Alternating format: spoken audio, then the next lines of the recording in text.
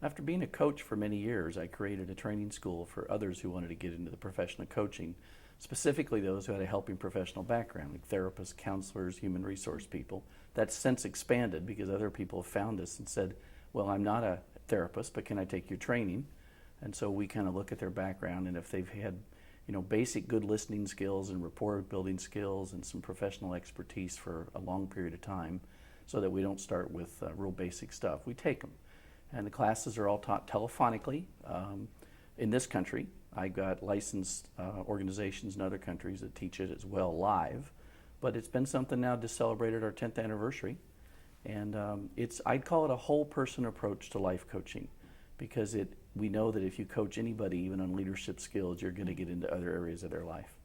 My background was an executive coach. I came through the door of psychology, was a clinical psychologist, still am, but I haven't practiced that for 10 years.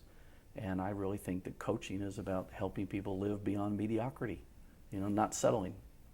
Has the field of coaching moved into a new era, to a dimension where coaching is becoming accepted as a practice and as necessity? Yes. Oh, yes, indeed. In the early years, it was like, you're a coach, what team, what sport, and even life coaching was kind of like, does that mean you dangle crystals over people or something? And all the weirdness. But no, it really today is seen as something that's viable, and people understand that my philosophy is that it's all life coaching, no matter if you call it executive coaching, leadership coaching, relationship coaching, team coaching, because you're dealing with life. So I tell my students, you may not put life coaching on your card if you want to get a gig with Hewlett Packard, but it is what you're doing. You are having conversations about the person's whole life. I've written books on the subject. I created this training school. My philosophy through all of that is about the whole person, and that's what's exciting. Do you have a coach yourself? Always. I've got one I pay for. I've got many that are at my beck and call because of the profession. There's a lot of coaches to be had, and I will always have a coach. Having been a psychologist, I say I will not always have a therapist unless I need one. Universities are preparing people for all kinds of professions, but the field of coaching is new. Would you invite people into this field? Is it an exciting field in your view? Oh, absolutely. And universities are now giving master's and doctoral degrees in coaching. When I wrote my most recent book, it came out 2 years ago, there was only 24 universities worldwide that had a certificate program in coaching. Now I think there's over 100.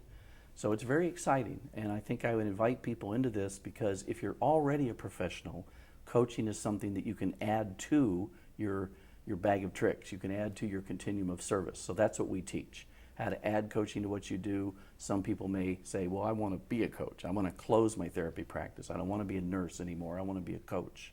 So we offer both. Add it to what you do, become a coaching professional, or shift and become a professional coach. Is coaching rewarding? Well, it's rewarding both to the client and to the coach. What's exciting to me about this is it's really an egalitarian partnership where you're working with somebody to assist them in getting and living the life they want.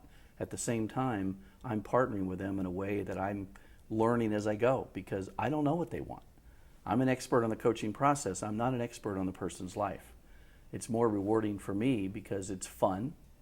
You get to see people really grow into spaces they didn't need to know they could go. And as opposed to psychotherapy, which I did for a lot of years, it's not about pain and angst. It's really about designing their future. Why would a leader benefit from having a coach? I think leaders need to have the opportunity to keep developing their skills. In today's environment especially, you got to learn what you're learning while you learn it. You got to keep up. What you knew last week may not work today.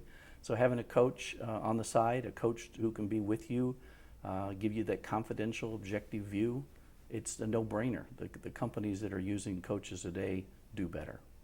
What would you like to add? One thing, I think the importance that the profession of psychology has influenced the profession of coaching.